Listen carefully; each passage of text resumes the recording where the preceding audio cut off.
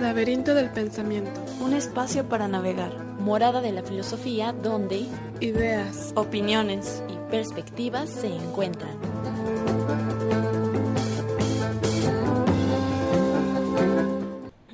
¿Qué tal? Bienvenidos al Laberinto del Pensamiento, un espacio para navegar. El día de hoy estamos aquí, Cintia Santana. Y Yasmín Vargas otra vez. Ya nos acompaña Yasmín Vargas, ¡bravo! Después de casi 2 meses. ¿Casi 2 meses? 2 meses? No, 2 meses ya. ¿Cómo voló el tiempo? Bueno, para mí fue como una semana, pero ya los extrañaba. Se pasan rápido las vacaciones. Rapidísimo. Sí, bueno, agradecemos a Jo Monraz por apoyarnos en los controles nuevamente y a Mate Editorial y a La Rueda Cartonera por hacer posible este programa. Recuerden que nos pueden seguir en nuestras redes sociales. Estamos en Facebook, en Instagram y en YouTube como Laberinto del Pensamiento, y en Twitter nos pueden encontrar como Lab-Pensamiento. Ya estamos transmitiendo en vivo desde Facebook para que se vengan. Aquí pueden hacer comentarios. Vamos a tocar un tema muy interesante el día de hoy. Y recuerden que estamos a través de radiocartón.com. Bueno, pues el tema de hoy va a ser de la estética. Como invitado especial tenemos a Aldo Cabrajal. El maestrazo Aldo Cabrajal. Maestrazo. Él es maestro en el Departamento de Filosofía. Y pues sus grandes estudios, tomen asiento porque son largos. Chan, chan, chan. El gran currículum aquí. Gran currículum. Bueno, tiene una formación técnica en estética. Tiene una licenciatura en filosofía, y una maestría en filosofía, en lingüística, pues. Y es también una maestría en educación. Y pues actualmente se desempeña enseñando la estética, ¿verdad? Sería sí, como filosofía de la educación de la estética. No, me dedico a dar clases en el departamento de filosofía y en la licenciatura en artes de la Escuela Superior de Arquitectura. Y antes también, hasta el plan pasado y durante años, en Secretaría de Cultura había una licenciatura en artes y ahí también daba clases, impartía clases. Ahora ya se volvió una licenciatura en gestión, ya es otra cosa. Ya cambió. Okay. Y pues vamos a hablar de lo que es estética. Sobre el arte y la estética. Sobre el arte y la estética. Sí. Así es. Sí, muchas gracias por haberme invitado primeramente. Les gracias agradezco. A ti por aceptar la invitación, por estar aquí. Ajá. Y bueno, vemos que tus campos de interés donde te has estado desarrollando son la lingüística, la estética, el arte. Sí. Que pues todas se entrelazan, ¿no? Sí, hay como puntos en común entre todas ellas. Sí, claro. Aunque en el arte en este momento no tiene como una formación específica, pero sí retoman, el arte contemporáneo retoma muchos elementos o metodologías de las ciencias sociales en general, ¿no? De la etnografía, de la sociología, de filosofía y de todos estos. Sí, al final como que todo se va relacionando, ¿no? Sí, algunos artistas sí lo tienen claro cuando utilizan esas metodologías, otros no tanto, porque proceden más como intuitivamente, por decirlo así, pero sí, al final del día cuando su producción se vuelve pública, esto es cuando entra en un museo o en una galería o reciben una beca o ese tipo de cosas, pues tienen que dialogar, están obligados a dialogar con el público, y ahí es donde confrontan o se topan con que lo que estaban haciendo pues no es nuevo, y tampoco es original y tampoco es único, sino que está relacionado con una tradición discursiva y plástica de, pues podremos decir, miles de años, ¿no? O sea, cuando menos 2500 años, sí, pues. Pues bueno, comenzando desde los conceptos base, Ajá. es pues el título, ¿no? Sobre el arte y la estética. Sí. ¿Cómo definirías estos conceptos y cuál sería su relación? Sí, porque así cotidianamente y comúnmente, cuando uno dice, bueno, este baile es estético, implícitamente ella va entendido que es bello, ¿no? O cuando dice, esa pintura es artística. así también se entiende que es bello. Entonces parece ser que estas Hay una palabras, confusión. estética, arte, siempre van unidas con la noción de belleza. Sí. Y se piensa que todo lo artístico, todo lo estético es bello. Ajá, sí, y no necesariamente. O sea, en realidad esa es una confusión, sí, o es falta de lecturas más bien. Una manera muy simplista de entender lo que es el arte. Mira, el problema con el arte es que al ser una manifestación propia de la especie humana, y que además se adhiere a un tipo de cultura que empezó o prácticamente es europea, donde en Occidente se dice, se empiezan a llamar a ciertos procesos de producción o ciertas expresiones humanas como arte, tal cual, ¿no? O sea, en cambio en otras tradiciones no están haciendo o no estaban haciendo en el pasado algo como esto, ¿no? Es quizás en Europa y con los griegos donde empiezan a llamarle de esta manera y lo distinguen de manifestaciones religiosas, por ejemplo, espirituales, místicas y demás, sí. Entonces, como la espiritualidad o el pensamiento y la ideología cambia, pues también cambian las manifestaciones artísticas.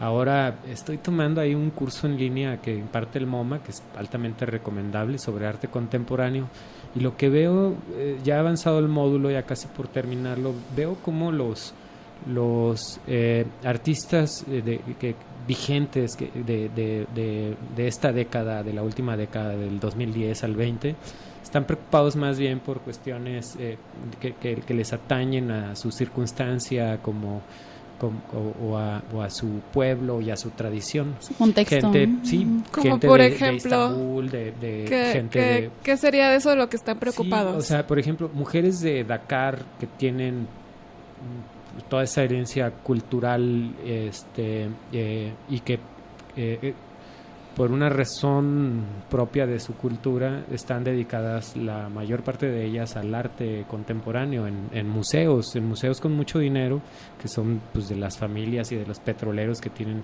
estas fundaciones, y que de alguna manera ellas se sienten, lo dicen en sus palabras, empoderadas a través de esta tradición, dado que en otras no tendrían o no tenían como tanto espacio como ahora sí lo tienen, como en el estudio, en la investigación y en la manifestación artística. Son muy productivas, de hecho, sí. Y en otros casos pues, más marginales, encontramos movimientos de resistencia dentro de procesos de desplazamiento, exclusión, invasión en el Medio Oriente, por ejemplo, o en todo el Mediterráneo, sí. Ese tipo de manifestaciones artísticas que son muy muy importantes y que ahora son parte de la colección del MoMA, por ejemplo, no tienen nada que ver con la belleza, tienen que ver con circunstancias bien específicas, problemáticas bien específicas, sí. A ellos no les interesa hacer algo bonito, ¿no? Sino que les interesa mostrar cómo les están, por ejemplo, en Turquía les están excluyendo a una etnia o a una minoría religiosa, ¿sí? O otras mujeres que están mostrando cómo ellas quedaron excluidas del sistema, o otros que no hay ni siquiera soporte o estructura institucional para que puedan hacer una producción, difusión de su arte, ¿sí? Entonces, no sé si me explico, ¿no? Estoy tratando de decir que como ha cambiado la tradición, eso no quiere decir, no estoy diciendo que sea una cosa así como lo diría Hegel, no una manifestación puramente espiritual. Yo creo que es más bien parte del pensamiento humano o de la inteligencia. Y de transmitir la realidad, ¿no? De los contextos. En la última década están muy muy cercanos a sus realidades concretas y no están con este rollo de hacer algo bonito o bello como artista renacentista, que no tiene sentido, ¿no? Que en algún sentido es como escapar de lo que tienes inmediatamente e irte a crear un mundo imaginario y bello. ¿Cómo te lo o irte de esta realidad? Sí, no creo que sea así, ¿eh? Okay, o sea, no es una evasión, sino más bien Un viaje. Ponerlo como muy, muy en claro, Sí. que esa situación no es amable para la especie humana, Sí. no es amable para las comunidades. Se ha vuelto prácticamente un acto de denuncia, ¿no? Sí. Y no es casualidad que muchos de los artistas de esta época sí estén trabajando en la frontera, Sí. trabajando temas pues de ese tipo, ¿no? Por ejemplo, en México están artistas tanto locales como Sí. internacionales trabajando sobre ese tema. Recuerdo Sí. a Rubén Ortiz o a Cristian Franco, que hacen ese tipo de trabajo hablando desde la frontera de Estados Unidos con México, ¿no?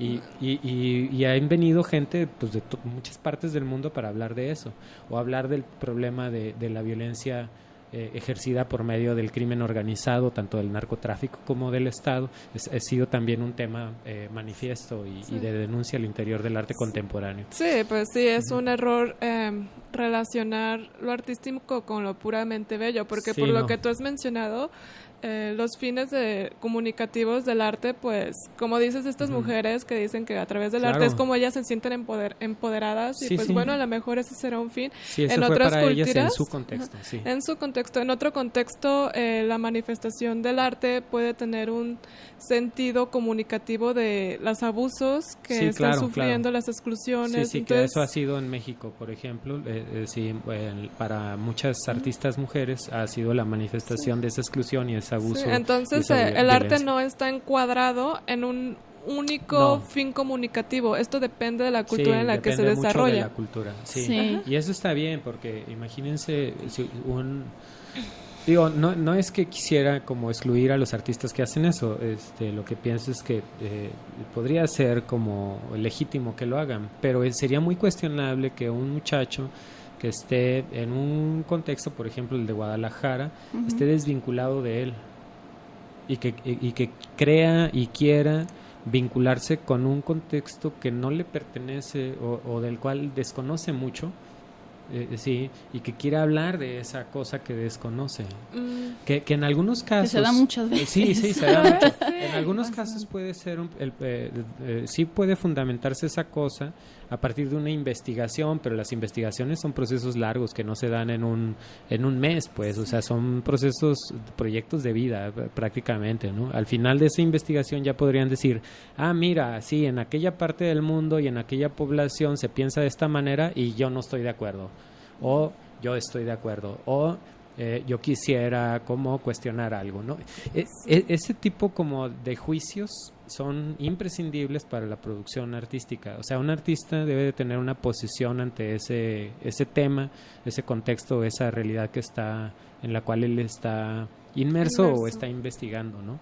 Si quieren hablar de la guerra en el Medio Oriente, bueno, está bien, pero investíguenla, ¿no? Y luego pregúntense cosas, pero antes no. O sea, antes se quedaría como una cosa pues muy similar a las cosas que aparecen en Facebook. A ti, o sea, ¿cómo vas a criticar algo de lo que desconoces? Sí, ¿no? sí. Hay que empaparse del contexto, de por qué el autor en este momento preciso hizo esta obra, ¿no? Sí. O quiso reflejar este momento. Sí, mira, lo que pasa es que las formas de producción artística han cambiado. O sea, antes yo estudié el técnico en artes, en Secretaría de Cultura, y esas cosas que eran como muy técnicas, estaban cargadas hacia las manualidades, hacia el dominio de ciertos materiales, hacia la limpieza. Siguen estando presentes en el arte contemporáneo, pero no es lo más importante. O sea, hay...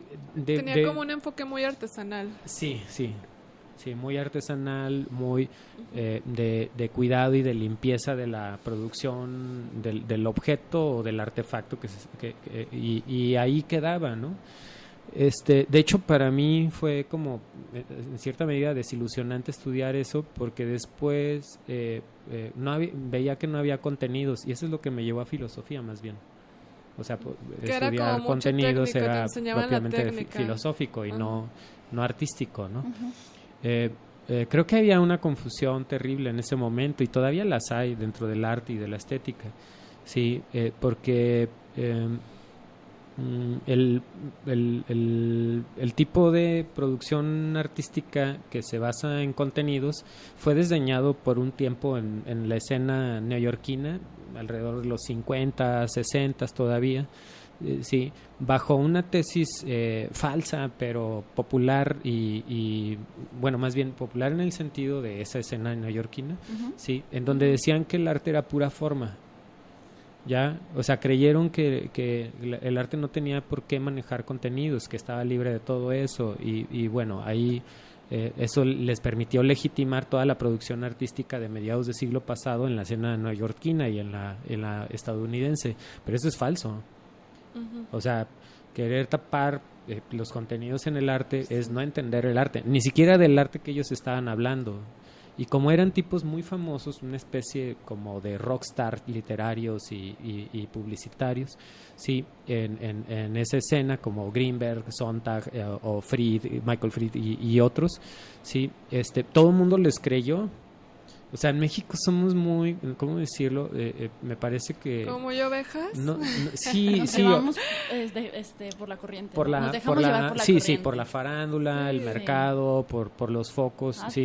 Por lo que nos dicen que debe de ser arte, lo que es bello, o sea, claro. Como que siempre nos han impuesto. Nos gustan las reglas, ¿no? Como tiene que ser así, o encasillar las cosas. Claro, entonces...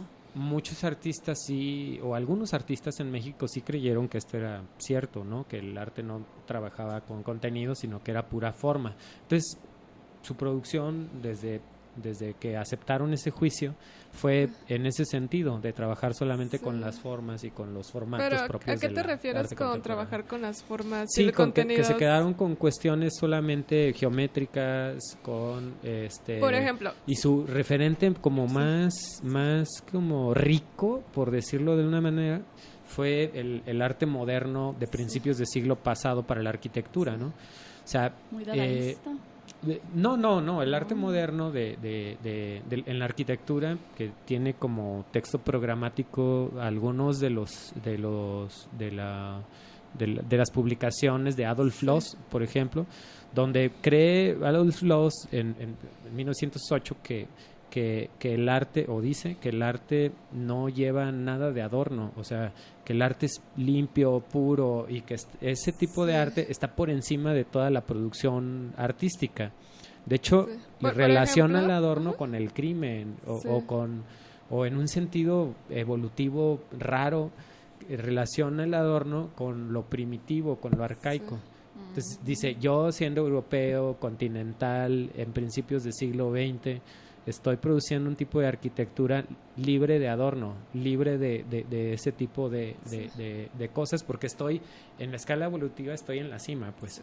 Ese tipo de juicios que tenía Adolf Loos, cualquier estudiante serio, investigador serio que los haya consultado, se daría cuenta de que están basados en confusiones, errores o en prejuicios terribles sobre la evolución misma.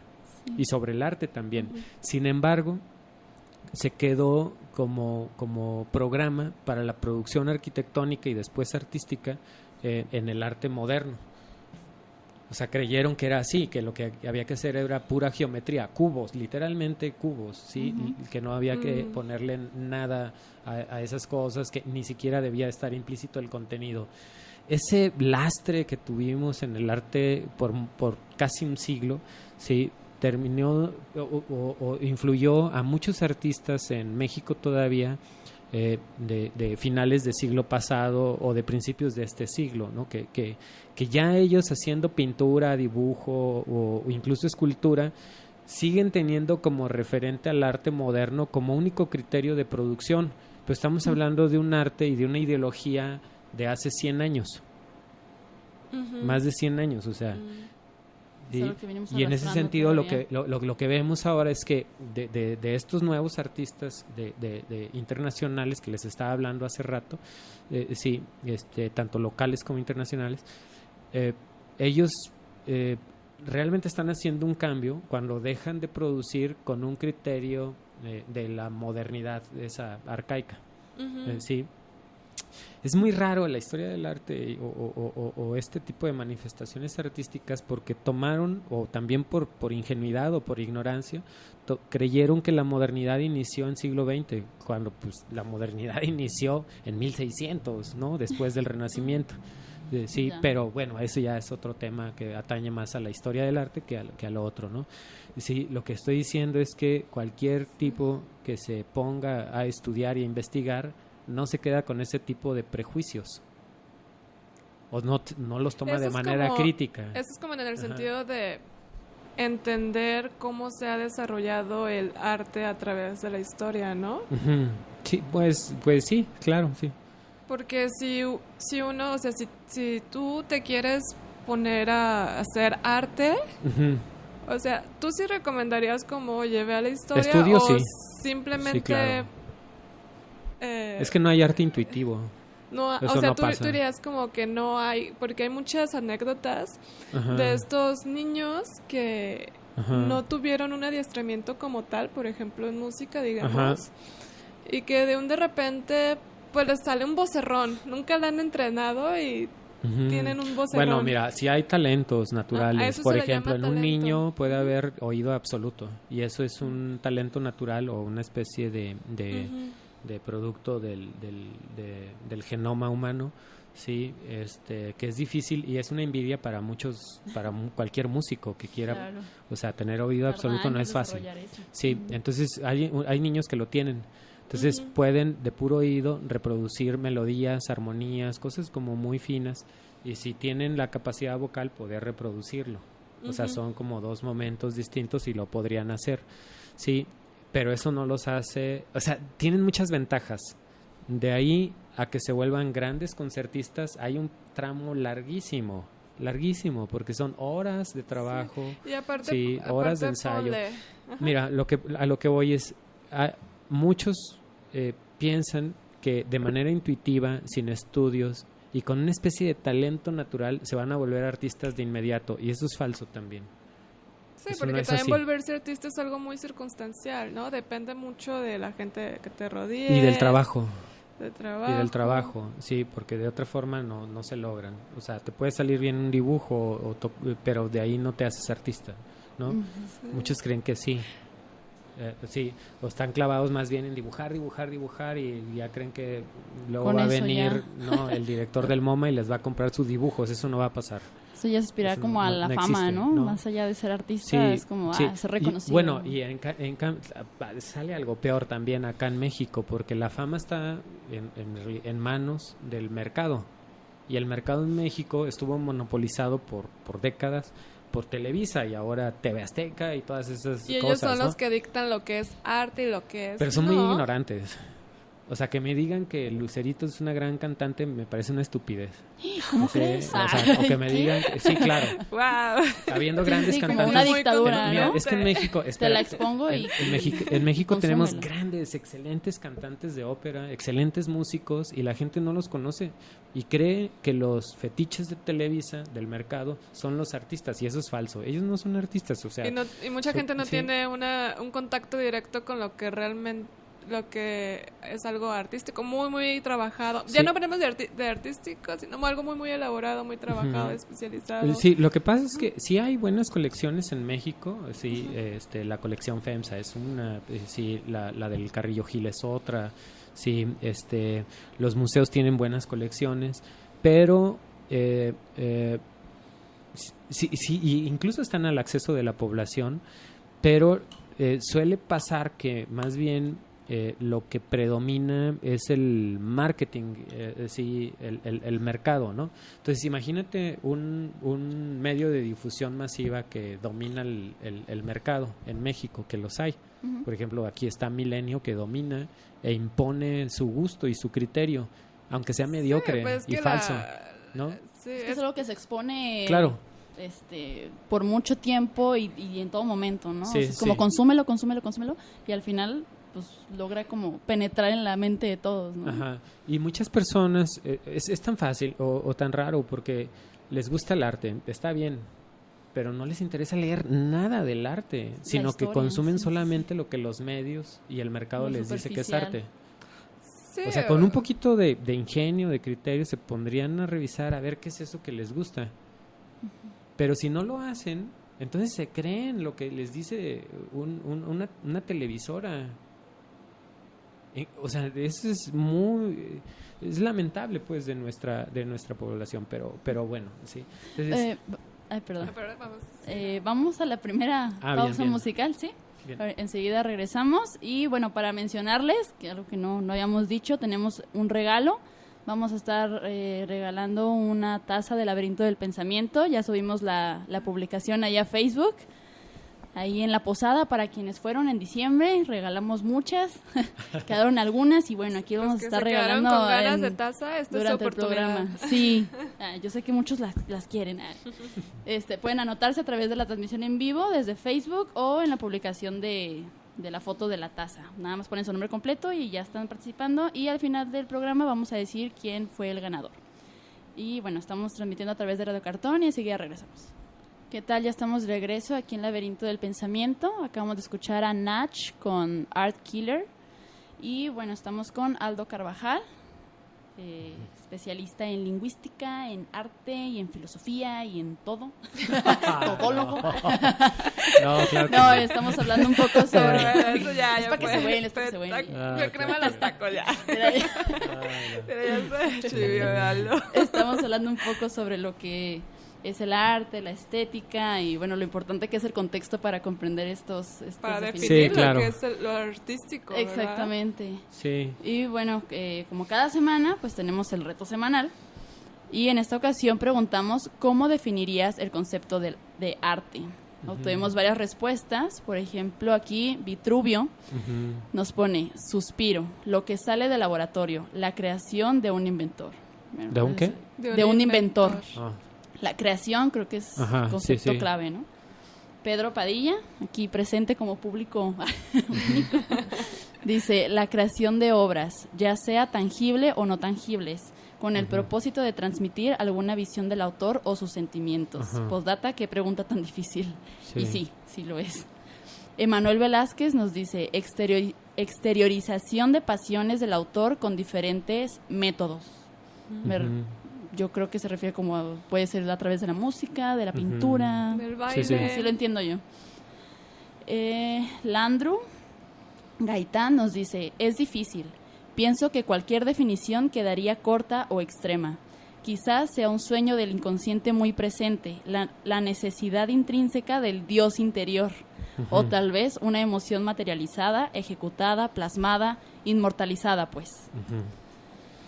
Perla Córdoba nos comparte un video de Instagram. Ah, ya. Ajá, que aquí Aldo nos hizo el favor de comentarle que perdón. que qué cochinero. No. Bueno, como un método, ¿no? Sí. De hacer un cuadro. Azaroso. Y Espera Ramírez dice, el arte es la forma de expresar físicamente las emociones basadas en reglas. Ajá. Físicamente. Sí, creo que hay En muchas de reglas. ellas A ver. como que se cargan a la idea de que el arte es producto del trabajo con las emociones y no necesariamente, o sea, puede haber artistas que sí se carguen hacia las emociones, pero pues no están obligados todos a cargarse hacia las emociones. Por ejemplo, hay en el arte conceptual hay mucha producción que es más bien producto de un sistema con definiciones o con proposiciones como muy claras, que esas proposiciones se deben de leer y ejecutar, y eso es lo que produce la obra, ¿no? No están trabajando. Claro, siempre va a haber intenciones por parte del artista al momento de producir. Y Y cuando ahí hablamos de estaría intenciones, implícita. ya están metidas las pasiones. Podría ser, pues, pero no es el objetivo, pues. Sí. Sí hay una intención, pero el objetivo no es manifestar sus emociones. En el arte griego, por ejemplo, sí estaban implícitas las emociones, dado que, por ejemplo, la tragedia, que es el modelo más acabado, y que de ahí se salieron muchos de los temas para la producción escultórica, principalmente pictórica. Estaban implícitas todas las emociones humanas porque sus productos, que eran las tramas entre dioses y hombres están mostrando eso a través de las acciones. Entonces ahí sí estaba muy cargado hacia eso, era ver cómo bajo ciertas circunstancias un hombre actúa. Sí. Y eso es una pregunta filosófica incluso, ¿no? O sea, nosotros como filósofos desde el origen de la filosofía está planteada esa pregunta, o sea, ¿en qué nos vamos a basar para actuar en el mundo? ¿O cómo debemos de actuar en el mundo? ¿De acuerdo a qué? Esa es una gran pregunta. Y la ética ha tratado de responder y la política ha tratado de responder a ello, ¿no? Pero esa es una pregunta que surge pues en el arte principalmente. Aristóteles lo tiene claro, de hecho. Sí. Si por algo, cuando trabaja como preceptor de Alejandro Magno, se dedica a enseñarle la Ilíada y la Odisea, es porque está dejándole en claro cómo bajo ciertas circunstancias y con cierta ideología el hombre tiene que tomar decisiones de acuerdo a ella. Y cómo no puede tener una especie de ley o juicio determinante ante esas cosas que pasan en el mundo, ¿no? Y entonces sí debe de haber una especie de discernimiento, una especie de disposición, etcétera, esas cosas que estaban bien planteadas en Homero, pues lo estoy diciendo, y que la tragedia lo va a plantear muy muy bien también en Sófocles, en Esquilo, también en Eurípides principalmente, ¿no? Pero la producción artística tomó ya el argumento y lo volvió figura sensible. Antes de eso no era una figura sensible, bueno, salvo por el oído, entraba por el oído obviamente, pero la reconstrucción de la imagen era mental, pues, y uno se tenía que como identificar con esos procesos, esas tomas de decisiones.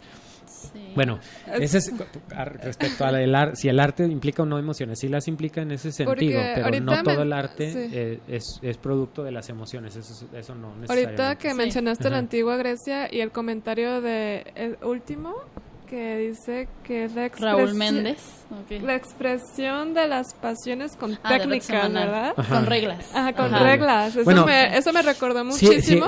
Eso me recordó muchísimo a la antigua Grecia, en que se hacía alusión al dios Dionisio, que se refiere a las pasiones, y a el dios Apolinio, que es el dios de las reglas. Y creo que ahí se mencionaba o se hablaba de que el arte consiste en estas dos entidades, creo que en un equilibrio entre las pasiones y la técnica, ¿no? Sí.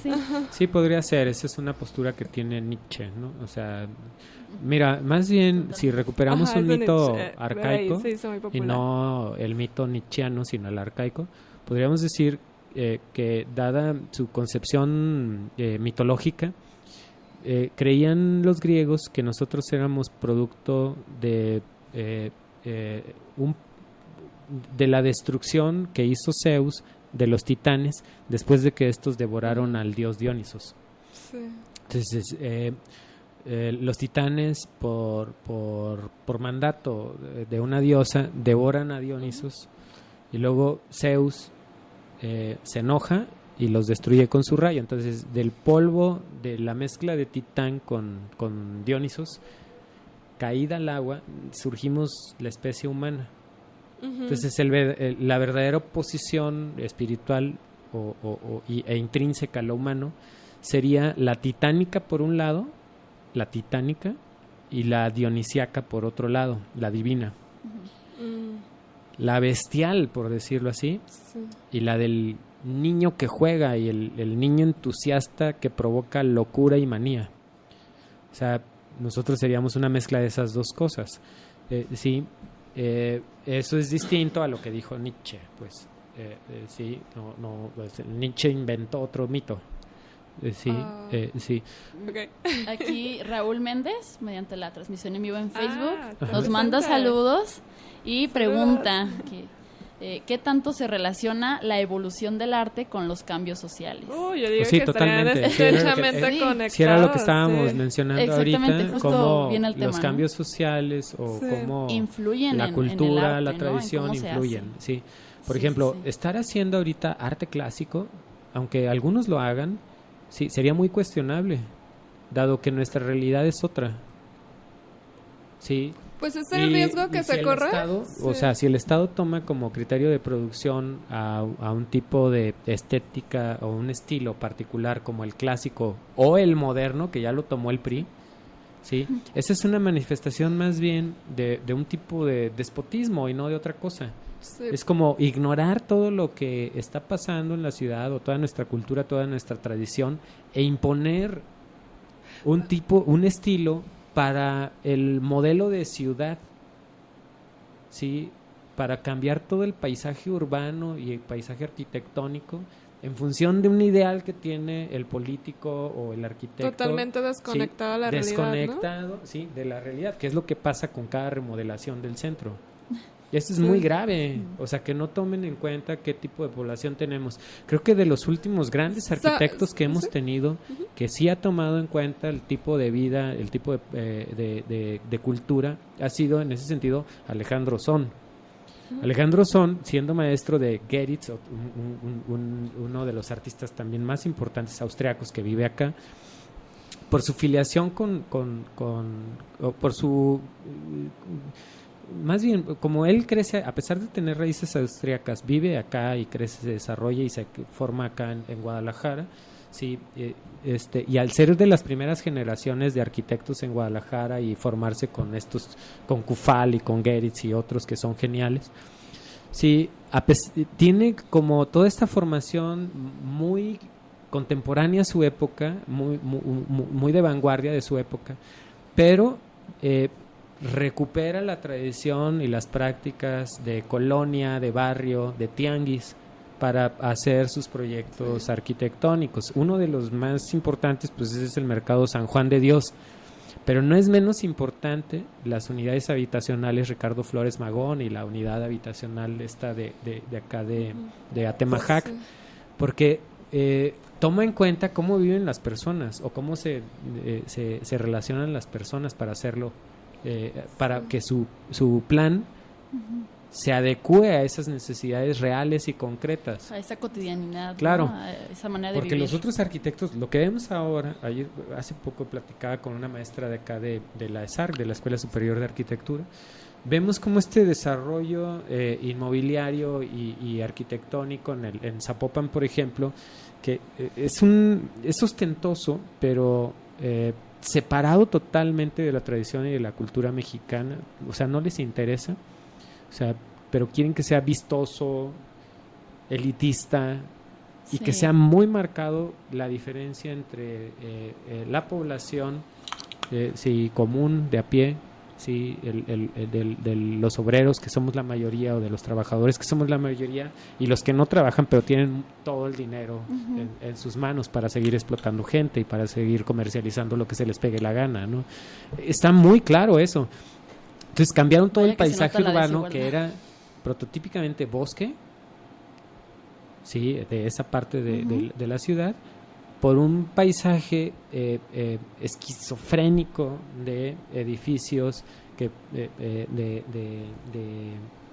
con una estética contemporánea pero europea, sí, que no tiene nada que ver con nuestra arquitectura, nuestra población, La ni con identidad, nada. ¿no? Ni del siquiera con pueblo. el bosque que terminaron aniquilándolo o poniéndolo en riesgo hasta este momento.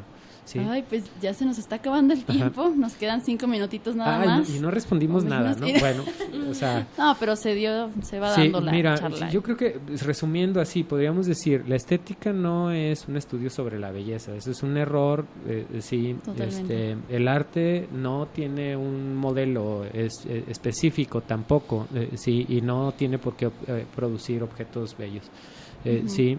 Sí, también podría ser como una terapia simplemente de purificación, ¿no? O sea, de que... Como catarsis.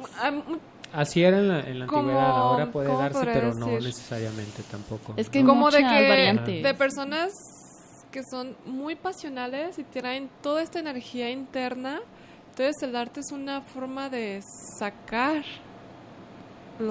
podría emociona. responder, pues sí, podría responder Algo más psicológico, ¿no? podría responder a una necesidad y eso sí es verdad. Hay personas que si no estuviesen produciendo, o sea, su vida no tendría sentido. Por Tal vez ejemplo, hubiera matado a alguien, muchos ¿no? de nuestros compañeros artistas, su razón de ser y de vivir y de existir es hacer arte, y eso está bien, o sea, no se ven haciendo otra cosa y está perfecto.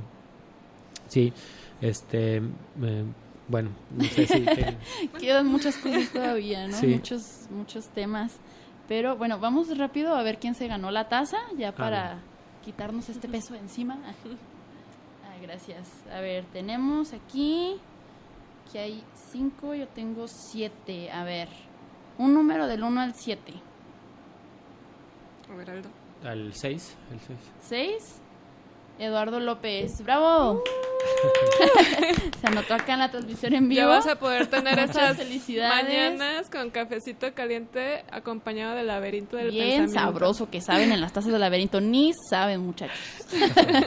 No, pues muchas gracias a los que estuvieron aquí viéndonos a través de la transmisión en vivo. Saludos a Eric Eduardo, que nos manda saludos a todos. Saludos al maestro Aldo y a las compañeras. Gracias, Eric.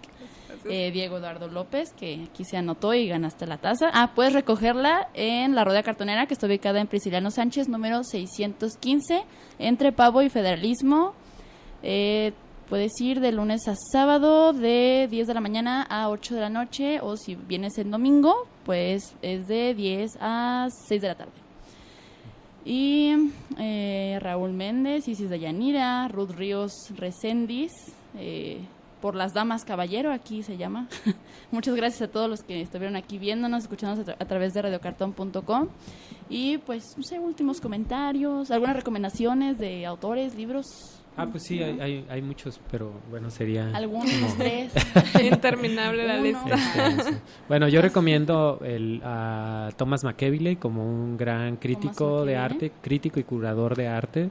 Pero sí. de arte de pintura, de escultura, de arte en general, baile, todo. Sí, pues Thomas McKevitt tiene varios textos, algunos sobre arte clásico, sí, y otros sobre arte contemporáneo. Hay una serie de artículos publicados por ACAL. Sí, también recomendaría a Hans Belting. Hans Belting es un autor crítico también y curador alemán. De arte, sí. Es alemán. Muy muy recomendable. Y otra es William Thomas Mitchell, también es norteamericano, que también es un gran crítico, un gran teórico del arte. Entonces Hans Belting, William Mitchell y Thomas McKevitt como referentes casi obligados para esta reflexión estética contemporánea, ¿no? Perfecto. Sí. Pues muchas gracias por las recomendaciones, muchas gracias por venir, por aceptar gracias por la invitación. Sí, un placer estar acá y un saludo a su auditorio. Sí. Muchas gracias. Ahí les manda saludos Aldo Carvajal, maestrazo. Gracias. Bueno, pues nos despedimos. Cintia Santana. Y Yasmín Vargas. Agradecemos a Jacobo Monraz por apoyarnos en los controles, a Mate Editorial y a la Rueda Cartonera por hacer posible este programa. Nos estamos viendo el próximo viernes. Para avisar, el próximo viernes no va a haber transmisión en vivo en Facebook, va a ser el martes, pero el programa se va a transmitir el viernes normalmente en radiocartón.com porque el invitado, se le complica ese día, entonces sí va a haber programa, solamente se va a cambiar de día. Sale, nos vemos, hasta luego. Adiós.